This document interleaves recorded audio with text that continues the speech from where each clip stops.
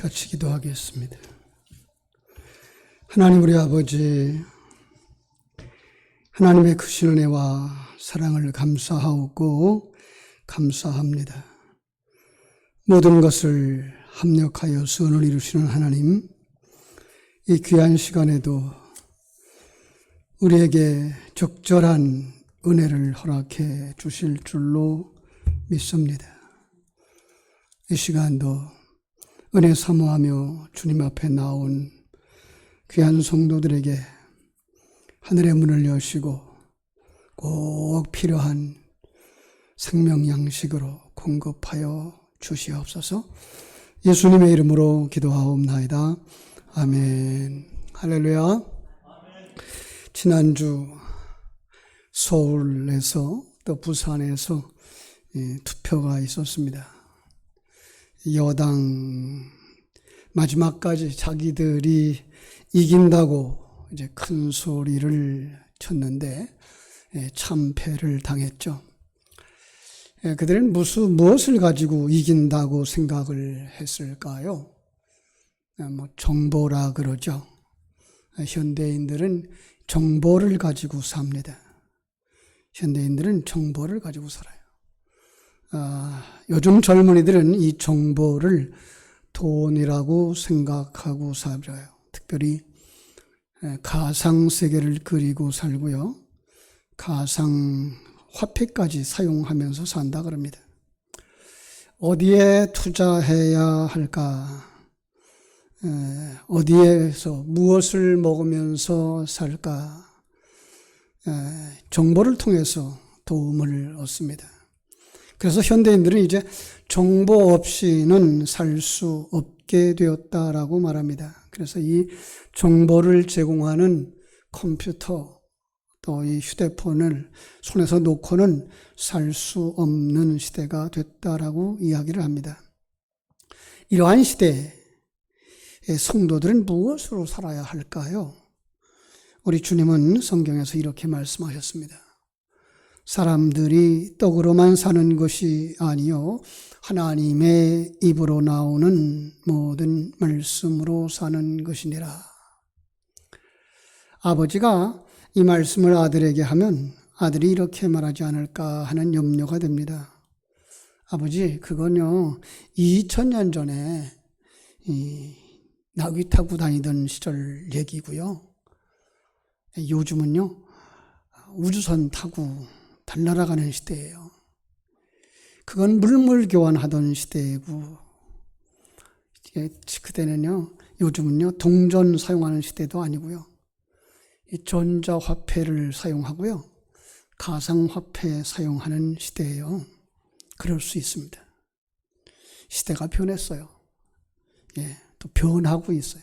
아주 급변한다고 말하고 있습니다. 그러나 우리 하나님이 이 시대가 변하는 거 모르고 이 시간과 공간 세계를 창조하셨을까?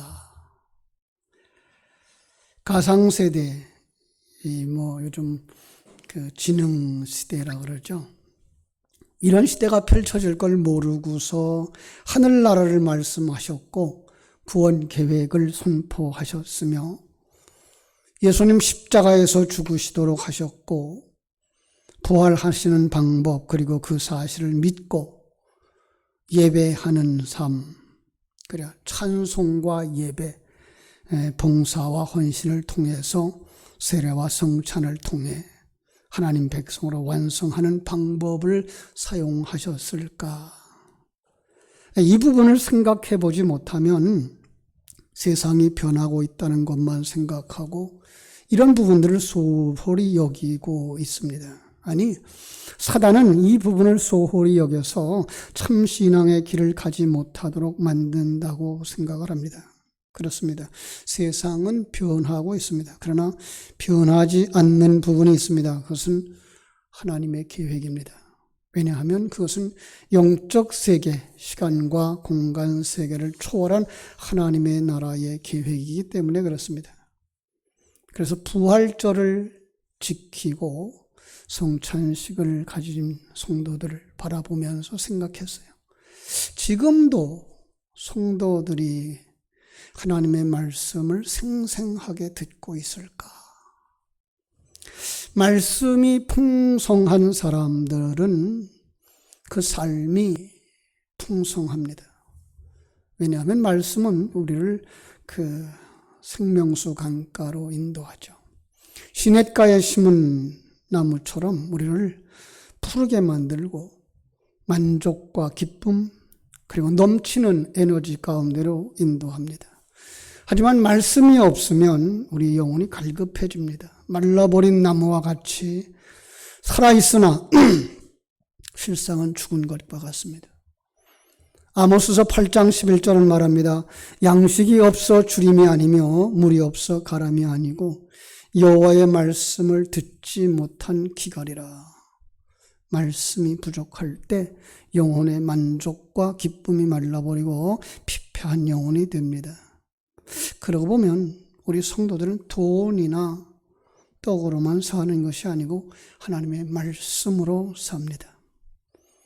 오늘 말씀에 나오는 사람 요나는요, 이런 사람이었어요. 하나님의 말씀으로 사는 사람. 1절 2절을 보면은요, 여호와의 말씀이 아미떼의 아들 요나에게 임하니라. 이르시되 너는 일어나 저 큰 성읍 니느웨로 가서 그것을 향하여 외치라. 그 악독이 내 앞에 상달되었음이니라. 이 말씀에서 하나님은 요나에게 니느웨 사람의 악한 모습을 알려주었고, 그럼에도 불구하고 하나님은 그들을 사랑하시며 그들을 구원하실 그 방법을 알려주었어요. 여러분, 거룩한 하나님의 말씀이 요나에게 임한 거예요. 세상에서 가장 신비로운 것이 뭐죠? 타락한 인간에게 하나님의 그 거룩한 말씀이 임한 거예요. 왜냐하면 하나님의 말씀 그 자체가 신비고 사랑이고요. 축복이고 영광이기 때문이죠. 그것만이 아닙니다. 말씀이 임하면 그에게 놀라운 일들이 일어나기 때문이에요. 여러분, 아브라함을 아시잖아요. 아브라함 오랫동안 우상을 섬겼죠. 그런데 그가 우상을 벗어나고 믿음의 길을 걸어가게 되는 그 훌륭한 사람이 되는 어떤 계기가 있었죠? 하나님의 말씀이 임하였어요. 어느 날 하나님의 말씀이 임했어요. 너는 본토, 친척, 아비집을 떠나 내가 네게 지시할 땅으로 가라. 이 말씀이 임하고 그의 인생이 변합니다. 하나님의 말씀이 임하면 축복의 삶이 시작되는 거예요. 이사야서 38장에 가보면요, 히스기야가 그 병들어 죽게 됩니다. 죽을 병에 들었어요. 히스기야가 통곡을 하면서 기도합니다. 하나님, 내가 주 앞에서 진실과 전심을 행하여서 주의 목전에 선을 행하는 것을 기억해 주세요. 그런데 그 이사야서 38장 4절에 보면 하나님의 말씀이 이사야에게 임해요. 자, 하나님의 말씀이 이사야에게 임하고 결국 히스기야가 15년을 더 살게 됩니다. 여러분, 하나님의 말씀이 임하면 어떻게 돼요? 슬픔과 절망에서 벗어나게 돼요. 죽을 사람도 살아나게 되는 거예요. 인도의 성자 선다싱이라고 하는 사람, 이 어렸을 때 폭력을 행사하던 이 어린아이였대요. 요즘도 학폭이라고 하는 문제가 아주 심각합니다만은요, 이 선다싱이 그렇대요. 그런데 그러면서도 한편으로는 진리를 찾고자 무척 애를 썼대요. 하지만 아무리 찾아도 진리를 발견할 수 없게 되자 낙심하였고 평화를 얻을 수 없었대요. 그래서 내가 몇 년, 몇 월, 며칠까지 하나님 살아계심이 느껴지지 아니하고 응답이 없으면 나는 자살해버리겠다고. 그렇게 기도하면서 그 마지막 날까지 기다렸는데요, 아무 응답이 없었대요. 그런데 그가 15살 되던 해, 그 해가 1904년도 12월 18일 목욕을 하고 마지막 새벽 기도를 하고 최종 결단을 하려던 차에 하나님의 말씀이 그에게 임했어요. 선다야, 나는 네가 핍박하던 예수다. 내가 너와 인류를 위해서 십자가에 못 박혔단다. 아주 선명하게 들려왔어요. 말씀이 임하고부터 그는 하나님이 살아계심을 확신하고 그때부터 방황을 종지부를 찍고 마음의 평안을 얻고 믿음의 길을 가게 되었다 그럽니다. 하나님은 우리에게 말씀으로 진리를 깨닫게 하시고 평안을 주시고 기쁨을 주십니다. 말씀으로 삶의 방향을 바꾸시고 무기력한 인생에게 활력을 깨닫게 해 주십니다. 쓸모없는 인생을 쓸모있는 인생으로 바꿔주시고요. 위험을 막아주시고 생명을 공급해 주시고 외롭고 힘든 인생을 살만나게 만드십니다. 무엇으로 하신다고요? 말씀으로. 말씀이 임할 때에 이렇게 좋은 일들이 일어납니다. 하나님은 지금도 우리에게 말씀해 주시는 줄을 믿으시기를 주님의 이름으로 축원합니다. 그런데 말씀이 임해도 무시하는 사람들이 있어요. 요나가 그랬었어요. 요나에게 니느웨로 가서 말씀을 외치라는 하나님의 말씀이 분명하게 임했지만 그는 말씀을 무시했어요. 그리고 말씀과 반대로 행동했어요. 3절에 보니까 그러나 요나가 여호와의 얼굴을 피하여 일어나 다시스로 도망하려 하여 욥바로 내려갔더니 마침 다시스로 가는 배를 만난지라. 여호와의 얼굴을 피하려 그들과 함께 다시스로 가려고 뱃삭을 주고 배에 올랐다라고 말하고 있어요. 요나는요, 하나님의 말씀을 듣고도 하나님의 얼굴을 피하여 말씀과는 정반대로 행했습니다. 하나님의 말씀을 거부한 거예요. 안타깝게 그지없습니다. 요즘 우리의 모습이 아닌가 하는 생각이 듭니다. 말씀은 홍수처럼 흘러넘치는 시대가 됐어요. 그저 라디오를 틀어도 설교, TV를 켜도 설교, 어디를 가도 설교를 마음껏 들을 수 있는 시대가 되었어요. 정작 자신에게 임한 말씀이 없어요. 왜냐하면 말씀을 자기에게 주신 말씀으로 듣지 않아요. 아니, 말씀은 들렸는데 그 말씀을 믿음으로 받지를 않아요.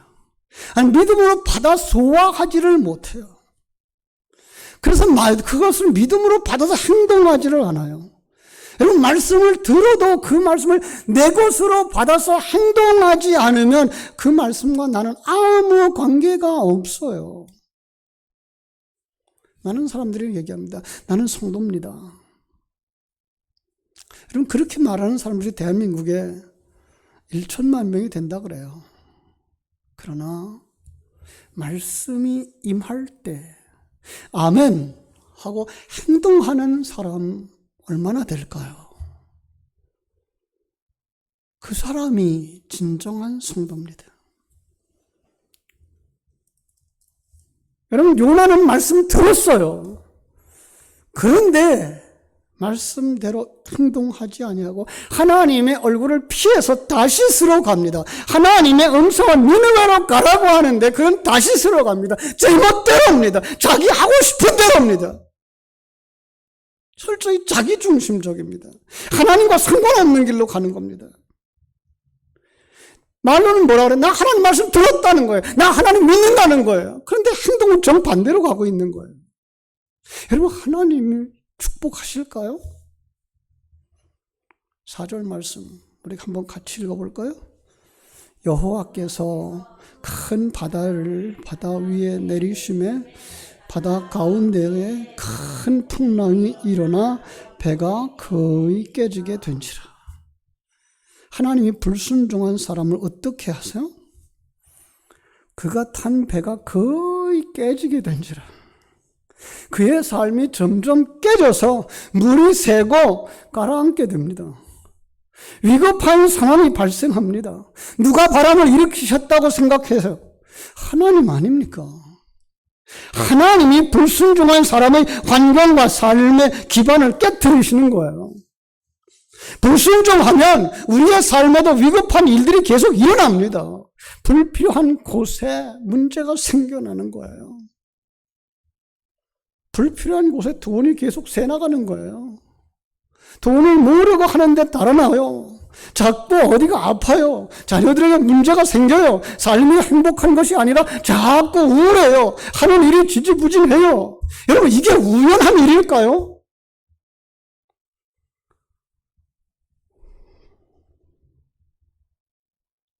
민수기 22장을 보면 모압 왕 발락이 예언자 발람에게 이스라엘을 저주해주면 큰 선물을 주겠다고 말합니다. 하지만 발람은 하나님으로부터 말씀이 그에게 임해요. 이스라엘을 저주하지 말고 축복하라. 그런데도 발람은 이스라엘을 저주하러 가는데 타고 가던 나귀가 사람 말을 하면서 발람의 불순종을 깨닫게 합니다. 그러자 발람은 가까스로 돌아섰어요. 하나님이 막으시는 거예요. 여호수아 13장에 보면 훗날 이스라엘 백성이 불순종한 발람을 칼로 죽입니다. 하나님의 말씀이 임해도 듣지 않는 사람, 그런 사람은 쓰임받을 수 없고 축복을 받을 수 없고 그 끝은 불행입니다. 불순종하며 오랫동안 신앙생활을 하는 것은 아무 소용이 없습니다. 우리 가운데 아무도 그런 사람이 없기를 주님의 이름으로 축원합니다. 혹시라도 그런 사람이 있다면 어떻게 될까요? 혹시라도 요나와 같은 길에 있다면 어떻게 될까요? 해결책을 드립니다. 요나를 보세요. 여러분, 회개의 기회를 잡아야 됩니다. 요나는 불순종하는 자기 때문에 배에 위기가 닥친 줄을 몰랐어요. 5절을 보면 사공들이 두려워해서 각각 자기의 신들을 부르고 또 배를 가볍게 하려고 그 가운데 물건들을 바다에 내던졌습니다. 그럼에도 불구하고 요나는 배 밑층에 내려가서 누워 깊이 잠을 청했더랍니다. 어제도 민주당에서 젊은 사람들이 일어나서 이번에 문제는 이래서 그런 것 같습니다. 저래서 그런 것 같습니다. 그랬더니 또 이제 아직도 깨닫지 못하는 이 어른들이 자기들의 아직도 그 병폐를 모르는 거예요. 이게 우리들의 문제예요. 자, 불순종하는 요나 한 사람 때문에 주변 사람들이 고통을 받고 있어요. 그런데도 그런 문제의 핵심을 모르고 있는 거예요. 이번, 그죠? 요나가 그랬어요. 그러면 해결되지 않아요. 나중에 요나 어떻게 하죠? 자신을 바다에 던지라고 요구합니다. 자신이 문제를 짊어지고 죽음의 자리, 책임지는 자리 내려갑니다. 물속이 뱃속에서 그는 회개합니다. 자신의 교만, 불순종으로 인한 것을 깨닫고 하나님의 도움을 간절히 구합니다. 그러자 하나님이 그 기도를 들으시고 하나님이 요나를 물고기 뱃속에서 건져내십니다. 기도가 응답된 겁니다. 제 친구 목사님 교회에 성도님이 아주 신실한 성도님이 한 분 계셔요. 그분 전에 몸이 많이 아파서 병원에 입원했는데 죽을 만큼 아팠대요. 그때 신앙을 돌아보니까 완전히 엉터리 신앙생활을 했더래요. 그때 뼈저리게 느껴지더래요. 그래서 병원에 누워있는 동안 하나님 앞에 철저하게 회개했대요. 신앙생활 정말 바로 하겠다고, 눈물로 회개하고 살려만 주시면 순종하겠다고. 그랬더니 병원에서 이제 퇴원하게 됐대요.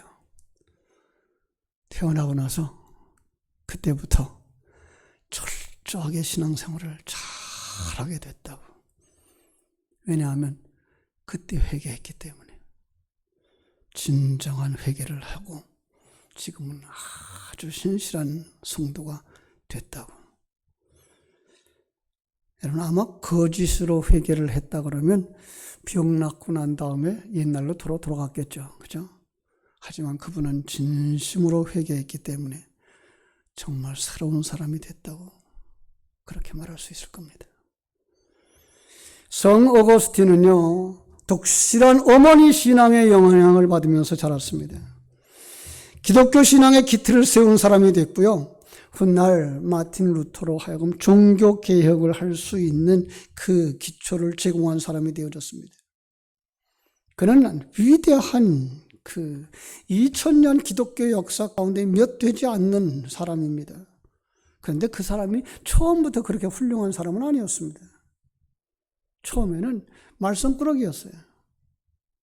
그러나 그 어머니 모니카는 그를 위하여 눈물로 기도했습니다. 정말 어머니의 눈에 눈물이 마르지 않을 정도로 10여 년간이나 기도를 할 만큼 말썽꾸러기였대요. 얼마나 그 자식이 말썽을 부렸는지 기도하다가 그 대주교 암브로시우스를 찾아가서 기도를 부탁했대요. 그때 그 주교가 한 말이, 눈물로 기도한 자식은 망하지 않습니다. 계속 기도하세요. 이 말씀을 하나님의 음성으로 들었답니다.